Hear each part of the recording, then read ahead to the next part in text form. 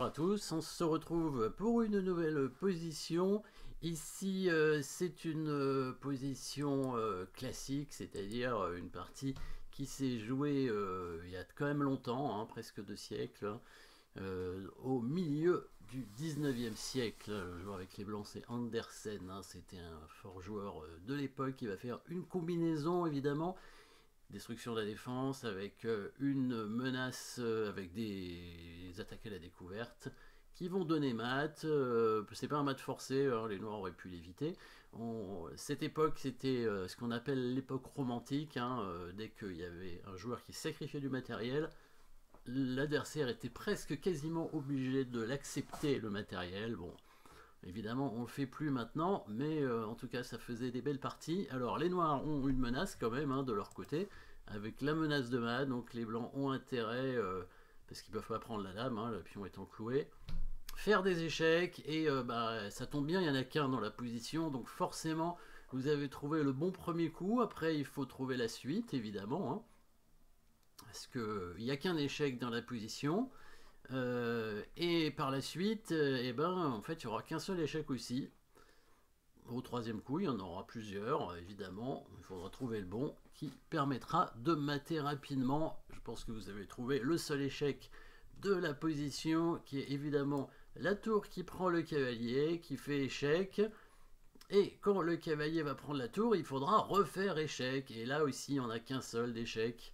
Après l'autre cavalier qui prend la tour, c'est le dégagement bien sûr de la dame sur le pion en D7. Là, le roi est obligé de prendre la dame, et là du coup on a plusieurs échecs puisque on a l'attaque à la découverte avec la tour. Mais la tour étant attaquée, il va falloir faire une attaque, un échec double. Il va falloir faire l'échec double au bon endroit, puisqu'il y a deux possibilités avec le fou pour faire échec double. Donc soit en B5, soit en F5. Évidemment, il faudra le mater après, hein, parce qu'on a quand même donné pas mal de matériel. Hein. Déjà au départ, hein, on a 2 cavaliers de retard, on donne une qualité et après on donne la dame. Donc ça fait qu'on n'a plus grand chose. On a la tour et les 2 fous, on a les 2 fous toujours, mais l'adversaire a aussi, en plus de la tour et de aussi ces 2 fous, il a aussi une dame et une tour supplémentaires, en plus d'un cavalier qui est resté aussi. Hein. Donc ça fait quand même dame, tour et cavalier de retard. Mais c'est pas grave, on le mate. Fou B5 ou fou F5 alors? Alors évidemment, dans les deux cas, le roi va bouger obligatoirement, hein, c'est un échec double. Si le roi s'échappe en C8 sur fou B5, on ferait échec en D7 et on materait en prenant le cavalier. Par contre, sur fou B5, il peut aller en E6 et je crois qu'on le rattrape pas. Parce que si on fait échec avec le fou en D7, il aura des cases, hein, il peut venir en F6 prendre le pion par exemple. Et du coup, c'est de l'autre côté qu'il faut faire échec, parce qu'on a le même mat s'il vient en 8, on ferait fou D7 et on prend le cavalier avec le fou et c'est mat. Et par contre, là, s'il vient en C6, il se retrouve bloqué. Regardons ça, tour prend, cavalier prend, dame prend D7, échec. Et oui, l'attaque à la découverte, dans le bon sens, hein, cette fois, et en F5 et pas en B5, parce que si on vient là, le roi s'enfuit et il aura plusieurs cases. Hein, ici, on n'arrive pas à le mater, alors que de ce côté, on arrive à le mater. S'il vient en C6, il est mat en un coup, avec le fou ici en D7. Hein, il est attaqué par les 2 fous et par la tour. Et dans la partie, il est venu en 8 et fou D7, voilà. Et là, du coup, après roi F8, on va le mater en prenant le cavalier avec le fou. Hein. Donc là, vous avez vu évidemment, hein, tour prend cavalier, les noirs ont pris la tour, hein, parce que c'était l'époque romantique. Après, s'il faisait roi D8, hein, c'était quand même gagnant. Hein. Disons qu'on se remet dans le contexte de maintenant. Alors sur roi F8, il reste dans l'attaque et la découverte, donc on peut aller gagner la dame, hein, par exemple en faisant tour 3, hein, on va tout simplement gagner la dame, et puis bon, on aura quand même pas mal de matériel en plus cette fois. Et sur roi D8, donc là on va continuer à faire échec, hein, parce qu'on n'a pas récupéré encore assez de matériel et on est toujours menacé de mat surtout.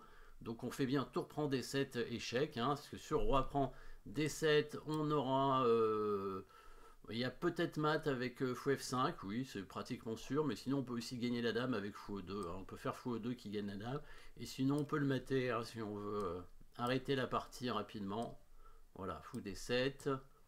Et puis ici, on peut faire fou prend cavalier. Non, fou prend cavalier, ouais, fou prend cavalier, ça va, parce que sur dame prend tour, c'est protégé par la dame. Fou prend cavalier, et puis on va le mettre comme ça, voilà. Comme dans la partie un peu, hein, sauf qu'il nous reste une dame cette fois.